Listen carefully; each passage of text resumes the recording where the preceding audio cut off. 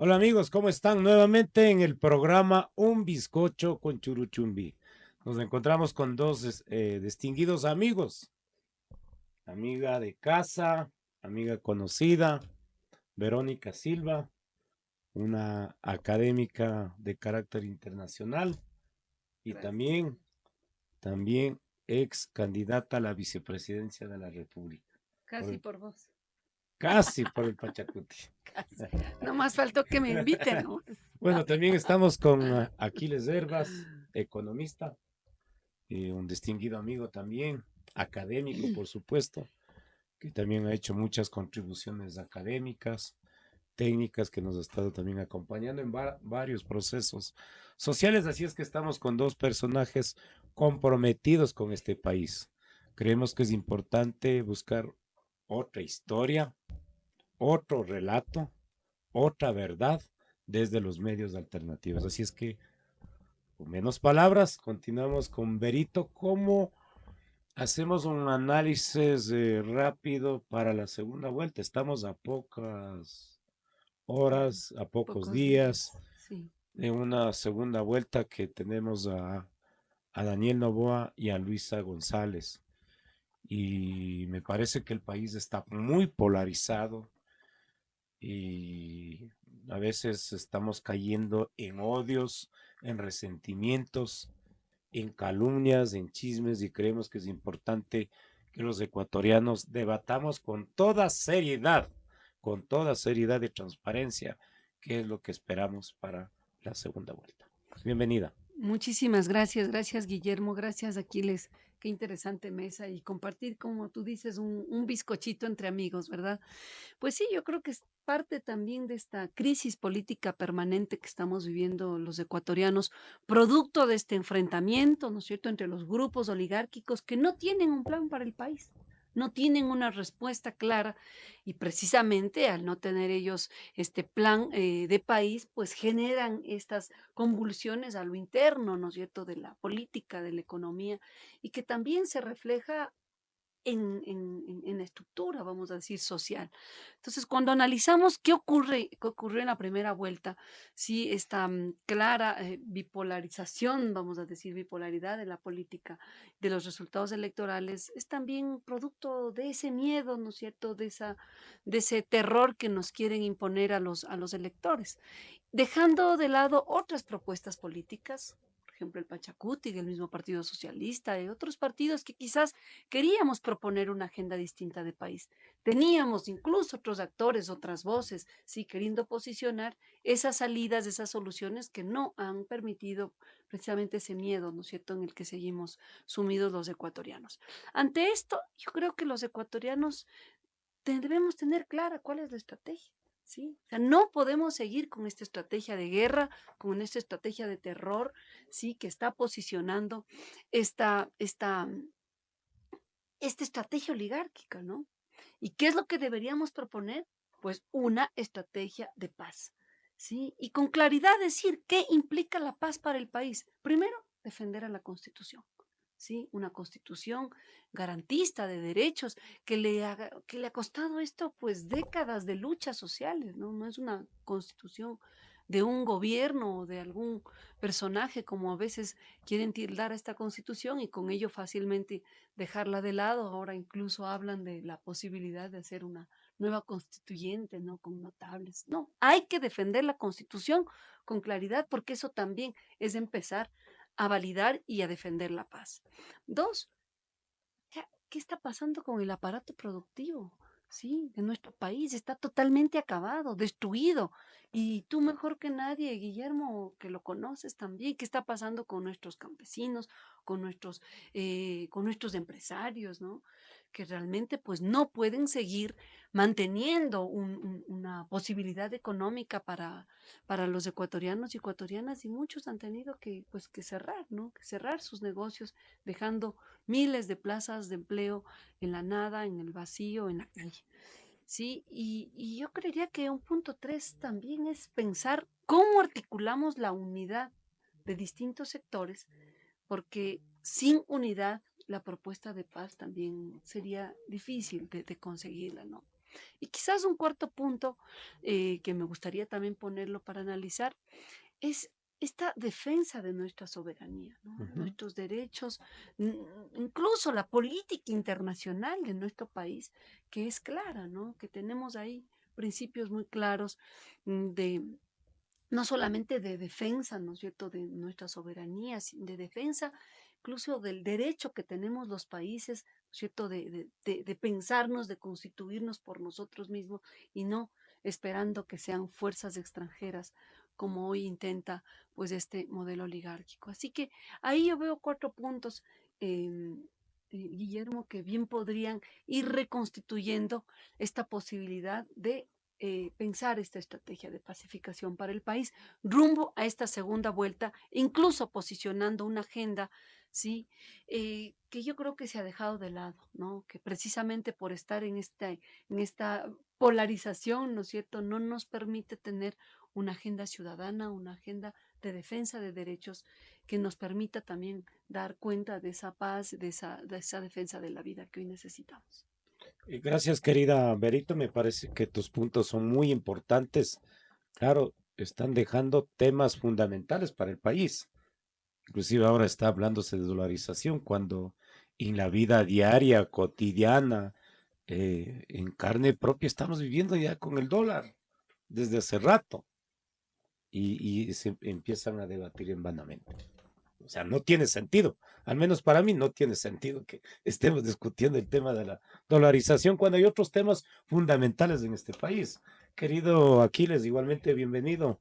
Tú también cuéntanos desde tu experiencia, desde la academia, como un ciudadano más, ¿cuál es tu mirada sobre la segunda vuelta? Gracias, Guillermo, por este bizcocho. Un honor, un gusto muy grande, Vero, compartir esta mesa. Voy a empezar diciendo algo que este sí es bizcocho, ¿no? Porque ya están bien piojos los que están vendiendo en algunos otros lugares que efectivamente no es Cayam. Entonces, una pequeña O propaganda sea, del vale la pena. bizcocho popular, pues, ¿no? El Vamos a bizcocho probar. de la tienda, de la No, qué carretera. bueno. Los cayambeños decimos los bizcochos milagrosos. Exacto, hacen poderosos milagros. Necesitamos uno de estos buenos bizcochos para todo lo que hay que pegar, arreglar y mejorar en el país. A ver, bueno, empecemos con una mala costumbre que tenemos en nuestra cultura, que es como diciendo las cosas lo mal que están. No vamos a entrar en muchos detalles porque la gente lo está viviendo, pero estamos en el quinto infierno dantesco, ¿no? Usando esta idea de la Divina Comedia, de esta importante novela. Y creo que vamos rumbo al séptimo. No es que se desee que vayamos rumbo al séptimo, pero no parece haber un programa estatal que efectivamente redireccione este tremendo dolor de algo nuevo para el Ecuador, que es el tema de la economía de las drogas, del narcoestado, y algo muy viejito ya para el Ecuador, que es el desempleo, la economía, los problemas de política pública, etcétera, ¿no? Entonces, yo creo que a la gente hay que empezar, debemos decirnos todos como gente mutuamente que no es tan jodido salir de esto. O sea, es un monstruo inmenso con un montón de cabezas filtrado por todo lado, la policía, el ejército, los bancos, definitivamente los agroexportadores. Es decir, es un monstruo de múltiples cabezas, pero no es tan jodido salir de eso. Lo doloroso es que el Ecuador está yendo a una velocidad espeluznantemente mucho más rápida que la de otros países, ¿no? Lo que a Colombia le tomó 60 años, a México 30, al Ecuador posiblemente le va a tomar 10. Primero porque es un país relativamente pequeño, grande de corazón, pero chiquito en términos comparativos, 18 millones de ecuatorianos, 5 o 6 puertos legales, una docena de puertos ilegales seguramente. Habrá que preguntarles a los mismos policías qué información tienen respecto de esto, y al ejército sin lugar a dudas. Y segundo, porque el 70% de la droga, de la demanda de mercado en términos de Norteamérica y Europa está saliendo por aquí. O sea, estamos proveyendo más o menos a 2 tercios de los consumidores de los principales focos de droga. 70% de la droga 70% de la pasa droga. por el Ecuador. Y además, Guillermo, un dato que es clarito, la droga cuesta más que el oro. O sea, los dos mercados a los que me he referido, hay un lugar más costoso que es del Asia, porque hay más control, pero en promedio en Europa y Norteamérica cuesta $100 el gramo. Y el oro no ha subido de los 70 los últimos 3 años. Entonces, es el billete. Hemos permitido, porque de todas maneras esto hay que pensarlo también con corresponsabilidad, que entonces vengan un par de dementes y declaren la guerra. Y dicen, la guerra contra las drogas, ¿no? Y pongan como objetivo militar posiblemente al nodo más débil de esto, pero obviamente también al que la gente más ha concentrado su odio, los jóvenes, las personas empobrecidas, los barrios. No es una defensa per se. ¿Quién va a defender un sicario? Un sicario tiene que ir preso y tiene que pagar con todo el peso de la ley, ¿no? Es una idea que tiene que ser lo más sabiamente entendida, como dicen los pueblos y nacionalidades, con sabiduría, ni siquiera con inteligencia. La inteligencia es insuficiente, la inteligencia solo produce la mente, la sabiduría es de corazón y mente. Entonces, sabiamente, ¿qué tenemos que hacer en vez de declarar una guerra? Tenemos que desmovilizar a los actores. Este es el primer elemento, porque la gente lo más interesada que se encuentra ahora es en el asunto de seguridad, ¿no? Entonces, nadie da una idea clara de qué hay que hacer en seguridad. Y como no hay una idea clara, entonces no nos unimos o plegamos sobre esa idea clara. Ha habido actores, pero nadie me refiero a estos actores que se llaman los fuertes, sin lugar a dudas, ¿no? Entonces, la cabeza grande, la cabeza tuca está en los lugares que además tienen controlado el Estado. Es decir, esa inmensa cantidad de recursos, ¿no? Son miles de millones de dólares. Se estima que estamos hablando de 40.000 millones de dólares. 10.000, casi 10.000 por encima del presupuesto general del Estado. Es imposible si no está metido el sistema financiero, los bancos, si no sale por containers grandes que efectivamente tienen la capacidad de llevar toda esa droga. Ese es como la una cancha, ¿no? No podemos pensar el Ecuador sin pensar una solución concreta respecto de eso. Y como son actores muy grandes, ¿qué toca? Toca pues pensar seriamente esto como desmovilizar a parte de esos 40.000 jóvenes que se encuentran ahí, jóvenes en su mayoría. Por otro lado, creo que hay que golpear algunas grandes cabezas y eso solo lo va a hacer un gobierno que con decencia administre el Estado, con transparencia administre el Estado, no que tenga vínculos con esta economía de las drogas.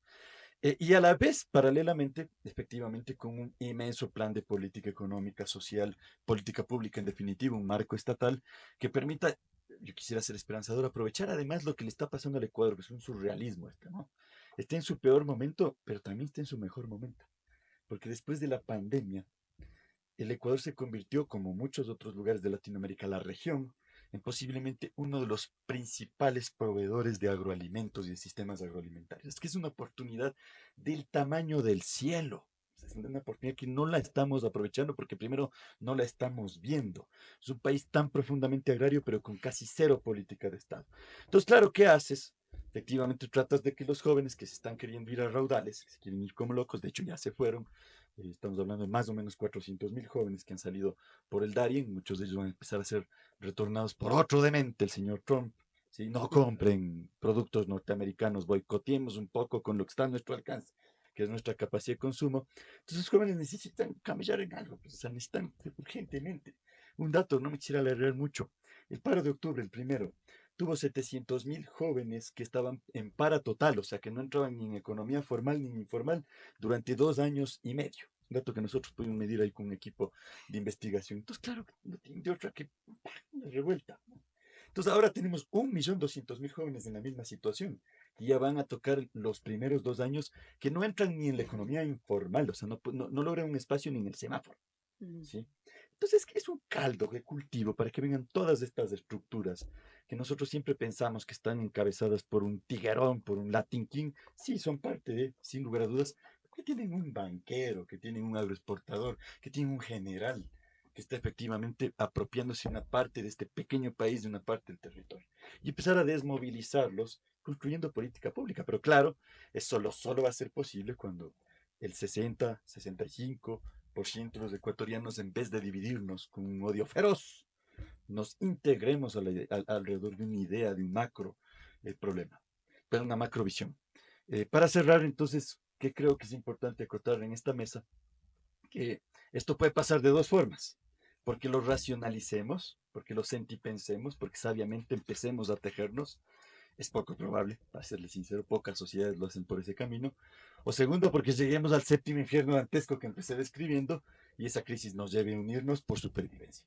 Ojalá no sea eso, porque en muchos vamos a poner un muerto, como en el COVID. O sea, nuestras familias todos van a poner algún afectado, vacunado, extorsionado. Ojalá Dios y todos los dioses de la Pacha no quieran efectivamente asesinar.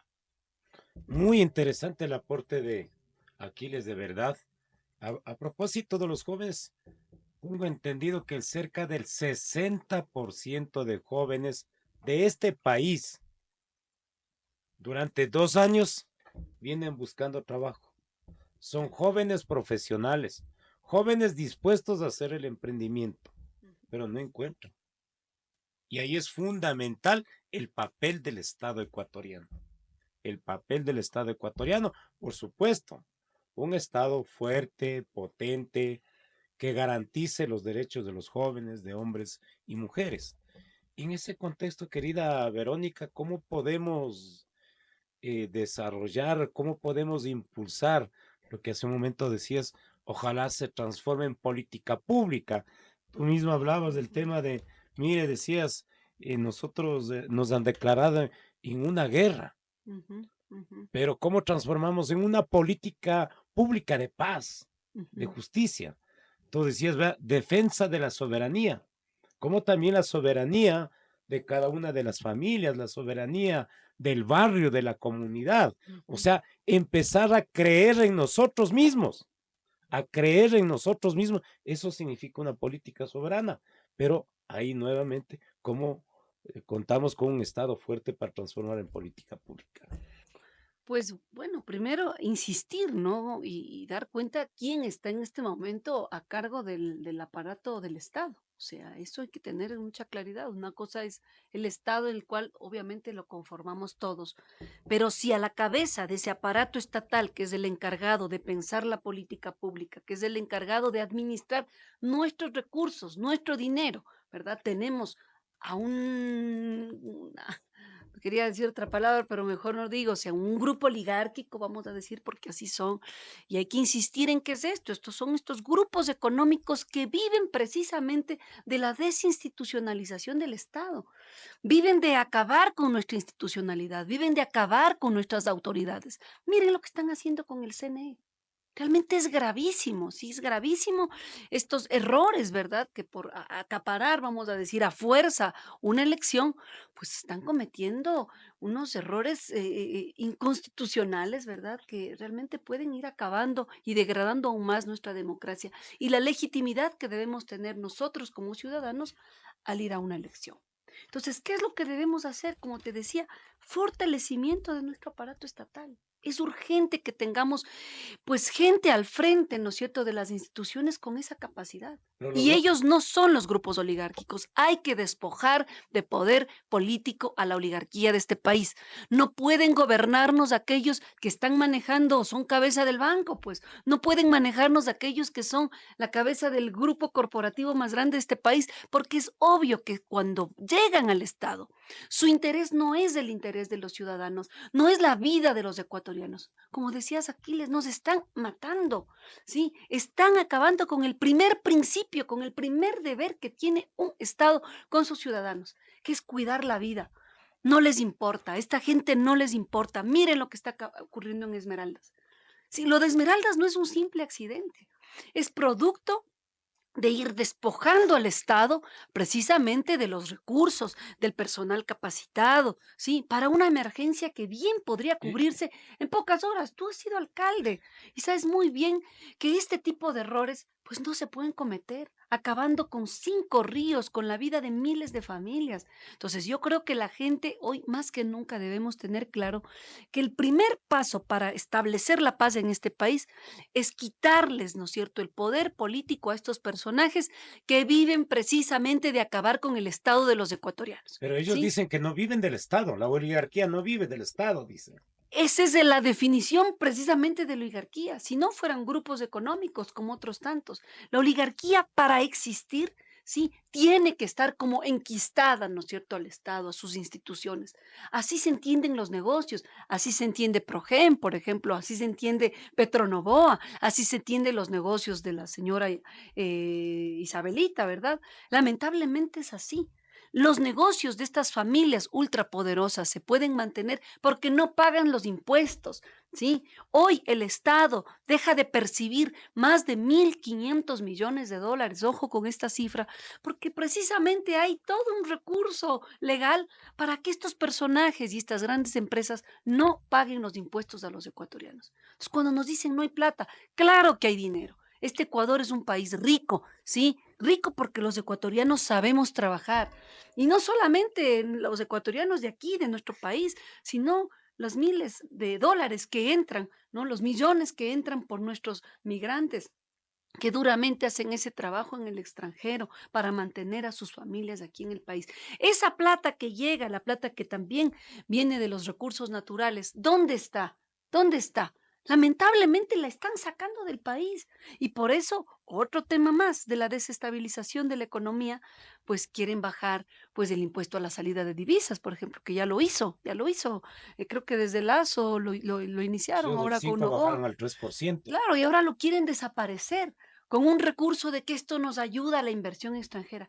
¿Qué inversión extranjera? ¿Quién va a querer invertir en un país donde nos están Declarado de guerra matando? interna. Guerra interna, donde te vacunan al pequeño, al mediano, al gran empresario. Así que, amigos, amigas, la construcción de la paz empieza teniendo representantes dignos, representantes que por lo menos podamos empezar a negociar y hablar, pues, qué es lo que necesitamos Y los podamos hablar ecuatorianos entre iguales. entre iguales.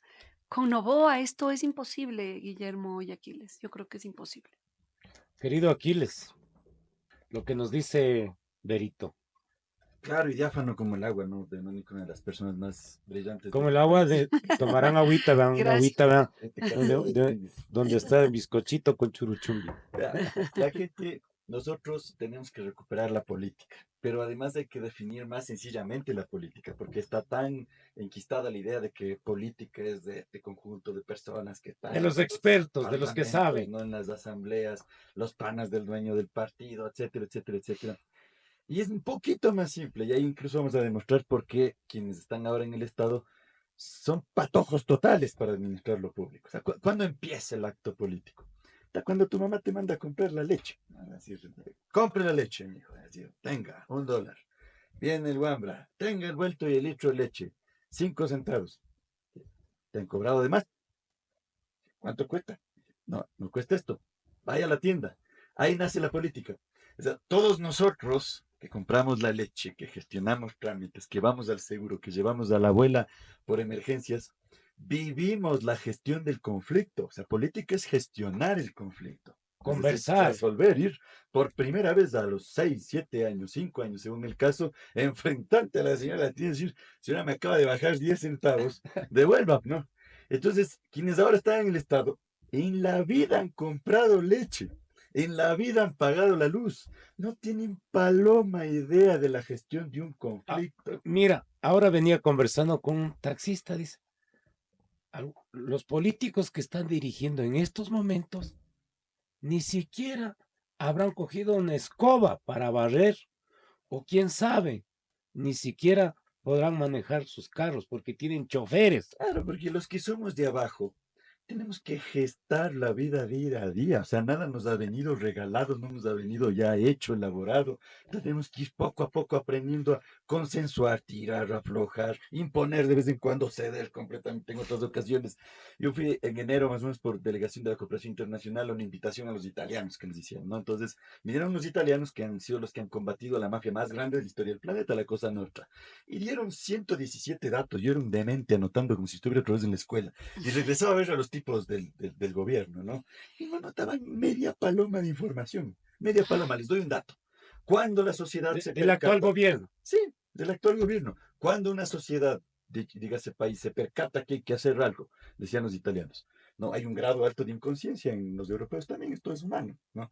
Cuando llega al 25% de la población la afectación directa o indirecta, es decir, uno de cada 4 ha sido timado, secuestrado, amenazado o incluso solo llamado, que es cosa que ya no está pasando a todo el mundo, ¿no? Entonces, por supuesto, posiblemente ese será un umbral desde el cual se tiene que partir. Segundo, les dijeron los italianos en enero, después del episodio difuso y confuso de De TC los Televisión, niños. ¿no? Ah, de El de TC. TC Televisión les dijeron, cuando usted despliega el ejército, va a contar con 3 meses de un fenómeno de percepción, o sea, va a sentir que la población va a sentir que está más segura, pero no está más segura. Después de 3 meses, si usted no hizo algo para reestructurar el Estado, la política de seguridad, tener un plan, no esta idea del Fénix que hasta ahora sabemos que es, efectivamente la gente vuelve a sentir después de 3 meses que está El en mismo inseguridad, pánico. porque efectivamente está en inseguridad.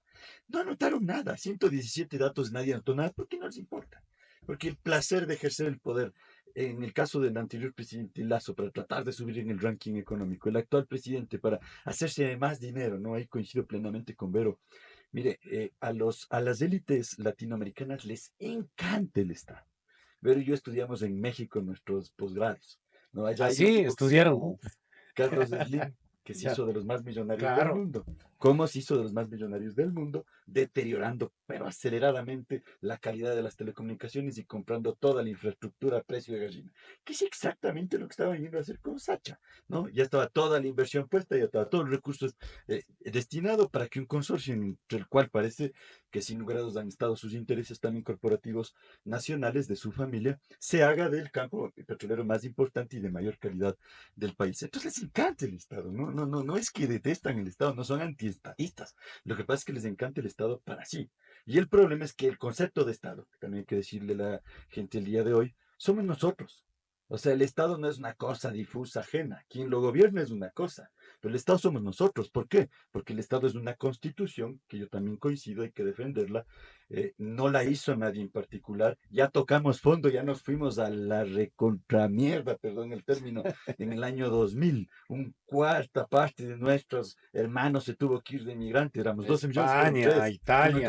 Uno cada cuatro, ese número nos persigue. Y efectivamente la constitución es fruto de un pacto social nuevo después de un gran nivel de dolor. Ahora estamos teniendo un gran nivel Ujú, de dolor, efectivamente, pero esta constitución es pertinente para ese gran nivel de dolor. ujú, Esto es un Estado, tener ciertos derechos, reglas mínimas y que las personas lo respeten, que ese es el ujú, otro gran problema.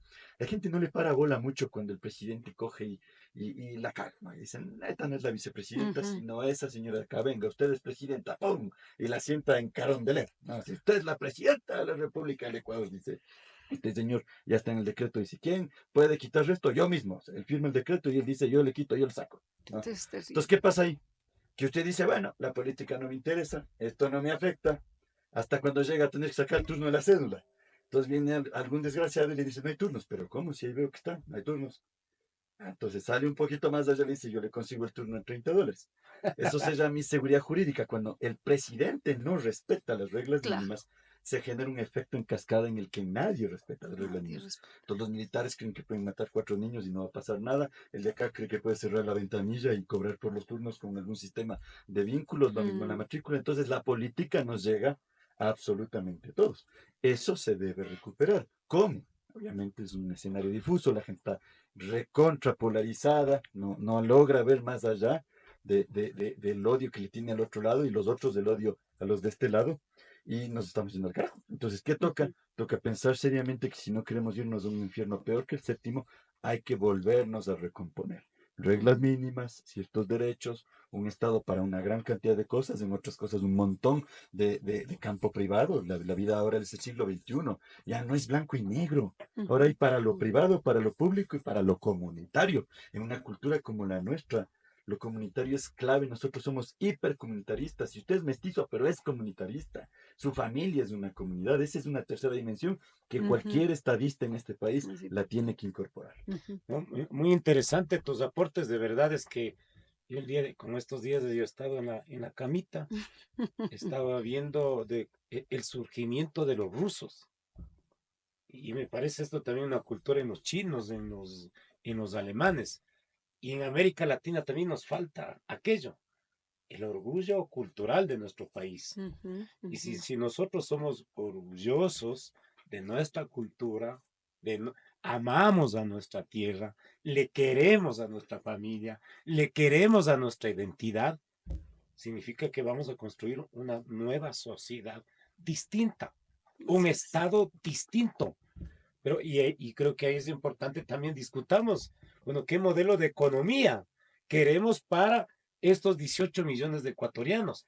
Claro, desde la política pública, desde el Estado, que nos cobije para los 18 millones de ecuatorianos y no solo para cierta oligarquía, ni para ciertos emperadores, sino creo que es importante que podamos pensar en otra mirada distinta. Por eso Ujú, es ujú. fundamental, querida Berito y Aquiles, que podamos hablar con mucha franqueza, con mucha sinceridad.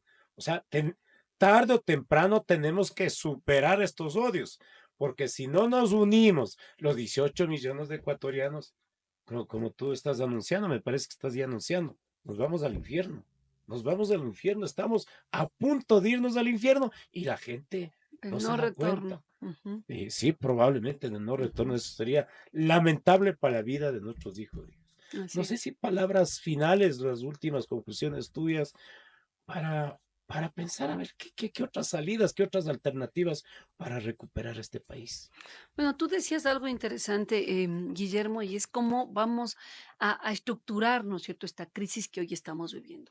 Crisis que la gente la siente desde distintos sectores, ¿no? Económica, social, como decías, Aquiles, quizás ya llegamos a un punto donde ya la violencia y esta inseguridad la sentimos quizás con un familiar, un amigo, uno mismo, es decir, la gravedad está ahí. Ahora, ¿qué podemos hacer? Y otro punto que quizás nos está tocando mucho precisamente por esta política del terror, ¿no? Del miedo, para desestabilizarnos, para pensar y acostumbrarnos a que esta es la condición la que nos merecemos. Y claro que no nos merecemos esto, ¿sí? Y un punto esencial es que cómo se va a reactivar esa economía, ¿sí? Que no solamente depende del Estado, también hay un sector de privados, un sector de empresariado, sector de los productores que ya no se sienten representados con el modelo de nuevo.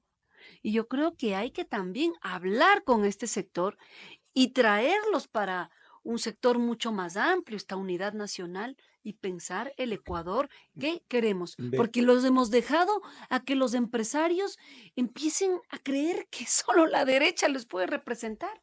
Y si hemos o puede visto resolver sus problemas. o solos, y claro que no. O sea, ningún modelo exitoso, ¿sí? Ha surgido con un Estado incapacitado, con un Estado mínimo. El Estado tiene que fortalecerse porque precisamente es quien pone esa estructura jurídica que nos hablaba Aquiles, que nos permite a todos sentirnos seguros. Entonces, la economía va a necesitar de estos nuevos actores, de darnos estas garantías, de que le demos la garantía a nuestros campesinos, a nuestros empresarios para que inviertan en este país y que presionemos a que el dinero de los ecuatorianos se quede aquí en el Ecuador. ¿Sí? ¿Dónde están esos créditos productivos que hoy necesitamos para reactivar la economía? ¿Quién está siendo el vocero de este sector importante de nuestro país que hoy no tiene ninguna bandera? ¿Sí? ¿Por qué? Porque han visto en personajes como Novoa sus representantes. Y la oligarquía jamás será el representante de ningún sector de la población más que de su familia. Así que yo sí creo que hay que repensar también la articulación de los actores y los sectores sociales, económicos, políticos, porque hoy necesitamos una gran unidad nacional, Guillermo. Y yo aprovecho aquí porque el movimiento indígena, no el mismo Pachacuti que hemos visto la CONAIE, ha hecho un gran llamado a esta unidad nacional. Pero yo sí considero que necesitamos otros actores que también vengan desde el sector urbano, ¿sí? Y podamos plegarnos a esta necesidad, a este llamado, a un llamado claro a la paz. No podemos seguir viviendo en esta guerra. Sí, porque la guerra lo único que va a producir es más muerte. La guerra lo único que produce es que no tengamos posibilidad de salvar a nuestro país. Si seguimos en esta línea, imagínate, ya nos quieren traer hasta mercenarios, faltando al sentido patriótico que han tenido nuestras Fuerzas Armadas, ¿sí? Así que es necesario que este repensar lo hagamos todos. Y yo sí te digo, quizás con propuestas novedosas, ¿no? Que ya se han hecho, porque no asumir y plegar a lo que ya en algún momento las mismas fuerzas militares hicieron, ¿no? Tener una policía, militares de mucha más cercanía, no en estos búnkers alejados de la población. Ellos hoy podrían dar también ese salto, sí, hablar de esta paz y de esta unidad nacional.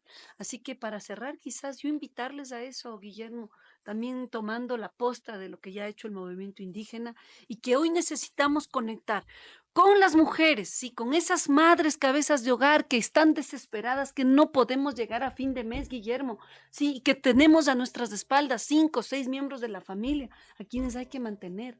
Hay que hablar con esos empresarios que han cerrado sus negocios porque no pueden más, no pueden mantener más su planta de trabajo, a sus trabajadores, obviamente. Y obviamente con otro sector importante, los jóvenes. Hay que incluir a los jóvenes en la política. No podemos dejar que se nos lleven pues los medios de comunicación, que se nos lleve la migración. Hay que incluirlos a esta batalla, sí, y a esta lucha que es de todos. Y así pensar ese Ecuador de paz, ese Ecuador con la vida que nos merecemos todos y todas. Muy interesante tus aportes, de verdad, cuando decías, hay experiencia. Yo estaba pensando en mi alcaldía de cerca de 9 años, de una alcaldía exitosa. Le digo exitosa porque hemos sido reconocidos a nivel nacional y a nivel internacional. Tuvimos 3 premios internacionales. El uno, el mejor alcalde latinoamericano para reducir las muertes en el COVID. ¿Qué hicimos? Dotar de agua potable de calidad en la ciudad y en el campo. Garantizar la alimentación fundamental para los niños, para las mujeres, para todos, desde el campo hacia la ciudad. Ferias productivas, agroecología, en alianza con la empresa privada, en alianza con las universidades. Trabajamos, mire, vea, yo trabajé con los empresarios. Existen empresarios patriotas. Y los empresarios patriotas no deberían estar pensando si son de izquierda o de derecha. Lo único que queremos es el bienestar, la justicia, la solidaridad con nuestra gente. Yo ya trabajé. Por eso a veces digo, a mí me gustaría ser, me dé un chancecito de ser presidente de la República. Aunque no lo aspiro. No lo aspiro. Solo Pero, quiero ser presidente. no, Muy no, bien, no lo muy bien, aspiro, no Guille. lo aspiro, pero es como una cuestión remota. Yo creo que hay mejores hombres y mejores mujeres de este país. Pero ¿cómo quisiera, digamos, aportar esta experiencia exitosa, aportar para el país? Y así tenemos prefecturas, tenemos también algunas personalidades, tenemos empresarios honestos, patriotas, que pagan sus impuestos. Yo creo que también deberíamos construir una red, un tejido social, político con ellos, que lastimosamente a veces nos han dividido los unos y los otros, y esto de pronto es un fracaso. Nuevamente, insisto, ¿cómo no me gustaría aportar estas experiencias exitosas para este gran país? Un país súper maravilloso. Qué maravilloso este país. En Cayano, caminas 1 hora y ya estás en frío. Caminas otra hora en subtrópico. Y en el Ecuador profundo es lo mismo. Hay gente maravillosa, gente muy creativa, muy emprendedora. Y para terminar, querido, y creo que me estoy exagerando, de pronto alguien dirá, puta, ¿por qué dijo Guillermo lo de presidente? No, no, o sea, es una forma de Sí, broma, sí, sí, está muy porque el bien. ciudadano común y Pero ¿y corriente, por qué no? ¿Y por qué no? porque el ciudadano común y corriente quiere Claro, respuestas concretas, así es. quiere respuestas concretas, como lo decías del niño que tiene que ir a comprar la leche. Claro, Ujú. y porque creo que el Estado tiene que llegar a un punto en nuestra democracia en la que todos nosotros, los 18 millones de ecuatorianos, cuando alguien sea presidente, seamos presidentes. Y por lo tanto, todas nuestras ideas puedan tener un cauce. Ideas sanas, por supuesto, ¿no? Todas las ideas dementes creo que ya hemos tenido de sobra practicadas en estos últimos años. Yo una idea quisiera abonar a lo que decía Vero hace rato, que hacía un llamado incluso a los empresarios. Preparé recién una conferencia de Derecho Económico y hay un dato muy importante para los empresarios. Cuando un actor del grupo empresarial tiene mucho más fuerza que los demás, no tiende solo a eliminar al pueblo y a los niños de las Malvinas, no, también tiende a eliminar a sus pares. Sí, una de Ujú. las características más riesgosas de que un actor monopolice el Estado y rompa las reglas mínimas es que efectivamente quiere monopolizar el poder económico completo, porque es una tendencia de alguna manera espontánea en su carácter formativo, más aún en estas oligarquías antidemocráticas, en estas élites antidemocráticas que nosotros tenemos. Entonces, es un llamado de atención para que vean cuál es la idea de la diversidad, porque todo el mundo dice, unidad en la diversidad. Es un proyecto bastante complejo que hay que tomarse en serio. O sea, actores que son completamente distintos tienen que integrarse sobre una visión común con elementos mínimos comunes. Yo me resisto a pensar que las Fuerzas Armadas, amigos de las Fuerzas Armadas, militares, policías, yo creo que no todos ustedes están siendo lo que la gente dice que son, pero sobre todo también creo que es una ofensa horrible que vengan y digan que tú no puedes y te traigo Ujú. un ejército privado y me siento a conversar con un ejército privado. Es decir, hay que tener dignidad. Hay que tener dignidad, Fuerzas Armadas, en este Ujú. momento. Por lo tanto, si la dignidad y la soberanía es algo que tenemos en común, indistintamente de nuestras diferencias, pues entonces tenemos que ponernos de acuerdo en ese algo común, ¿no? Y otra vez decirle a la gente, no es tan jodido salir de. O sea, que realmente se convenza. Es horrible lo que estamos viviendo, pero no es tan jodido. Por una metáfora simplecita, todos los que nos están escuchando han salido de su vida, en su vida, de algún momento que definitivamente creían que no iban a salir. Y salieron. ¿Cómo salieron? salieron primero, entendiendo que solos no se pueden, que se necesita de una comunidad, salieron con el apoyo de su familia, ciertos amigos, ciertos conocidos. Obviamente salieron lento, nadie sale rápido, no vamos a mentir tampoco, el país está en una situación en la que nos va a tomar un tiempito poder ir saliendo, pero hay formas en la economía, en la política, hay que recuperar, la institucionalidad está deteriorada. Yo creo que el peor poder es el poder electoral. Los señores del TCE han hundido casi a nivel de cloaca el Tribunal Contencioso Electoral. Es una agencia para recibir órdenes. Si hay alguien decente ahí, alce la mano pronto y ponga unas ponencias en las que nos podamos dar cuenta que efectivamente son la excepción. El CNE está haciendo daño a su hermano, señora Tamaín. Sí, a un hermano no tiene que decir yo creo en ti. Si les gusta la plata, pónganse un emprendimiento, por Dios, pero por un consulado estamos perdiendo casi toda la democracia. Creo que País, está así es. desbalanceado completamente. Así. Si en esta segunda vuelta electoral la cosa entra como parece que va a entrar, que está bastante apretada, ¿no? O sea, la suma y la resta es apretadita, sí tiene mucho más margen, lamentablemente, la posibilidad de que se hagan fraudes electorales. Ya cuando alguien le saca una ventaja bien a otro, así se pare de lengua el poder no hay cómo. Pero la cosa, como está entrando apretada, le va a dar más poder al Consejo Electoral y nadie cree en el Consejo Electoral, porque además ya están yendo a duplicar las funciones, pues eso mismo ya no es decente. No tiene que decir, hasta aquí llegué, vengo un suplente, porque yo estuve aquí para estar 5 años. Está deteriorado completamente el sistema de justicia. Eso tenemos que hacer una reforma. Algún rato podemos hablar más detenidamente un montón de ideas que hay, escuelas, academias judiciales, carreras judiciales. Esas ideas hay muchas, por eso no es tan jodido. Lo que pasa es que ahora Voluntad mismo política. pequeño puñado Mm. de actores tienen tomadas las mayorías de instituciones y las han deteriorado, ¿no? Las han convertido en agencias de una sola posibilidad, de una sola fuerza. Entonces, recuerde que usted salió de esto y si usted salió de esto, el país puede salir de esto. Y recuerde que la unidad en la diversidad es un desafío complejo, es unirnos realmente campo, ciudad por modelos de turismo interconectados, es unirnos realmente jóvenes y veteranos Ujú, para ujú. poner energía y experiencia, es unirnos realmente actores que no somos exactamente de una Los misma mismos, claro. perspectiva ideológica, pero con una misma idea.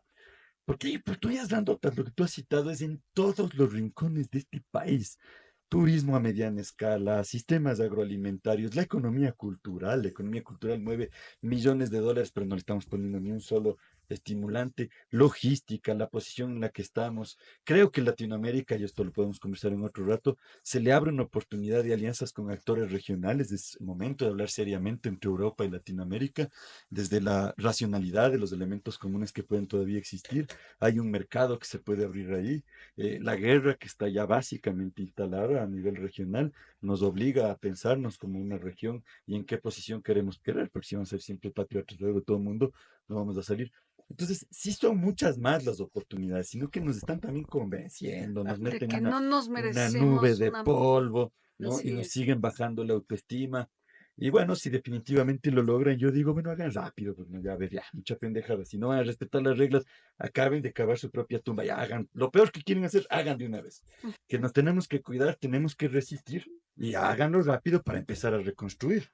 Si ya no mismo, ¿no? Porque además después se hacen los exquisitos que empiezan suave, que reculan por aquí, ya hagan rápido, hasta parece que hay que tener agallas. Para destruir el país, destruyan rápido, no porque lo No, no, deseen. no lo vamos a No dejar. lo vamos a No dejar, lo yo estoy vamos seguro, a pero es que estoy dejar. diciendo que son hasta cobardes. Nuestras élites son muy cobardes, Guillermo Vero. En realidad, en la historia siempre han estado camufladas de parte de muchas formas. Y efectivamente, si vamos a darnos cuenta que son cobardes, nosotros también es rápido. Tenemos que tejernos. Yo con esto cierro.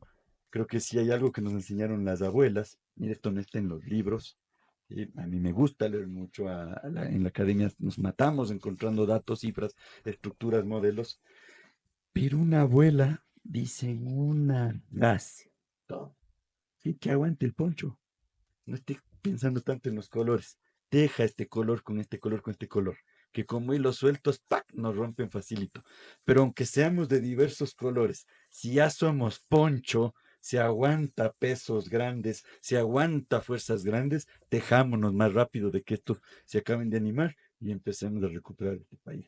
Muy bueno. Muchísimas gracias, querido Aquiles y querido Verito. Gracias, Tú Guillermo. dices de Gracias. ya destruyan rápido, tú dices no. Y yo en cambio digo, dejen soñar, por lo menos soñar. Soñar no nos cuesta nada, Así es. insisto. Soñar no nos cuesta nada y si algún Hace unos minutos creo que dije, "Va, déjeme soñar un ratito si quiere". Ya. Pero Bueno, sería importante que el resto de los ecuatorianos también nos contagiemos. Tenemos el derecho a soñar, el derecho a tener una vida digna, el tener el derecho a la educación, a la salud, a la seguridad, y eso es paz. Eso es paz. Así es que, ecuatorianos y ecuatorianas, nunca dejemos de soñar. Seguro que tarde o temprano vamos a salir, pero eso se lo hace con unidad, con solidaridad, con organización, con más diálogo, con más conversación. Y no pierdan la fe y no pierdan la esperanza. Así es que nuevamente nos veremos en un nuevo programa, Un Bizcocho con Churuchumi. Muchísimas gracias. Un gracias. abrazo grande para Bye, todos. bye. Chao, chao, chao. Chao, chao. Gracias.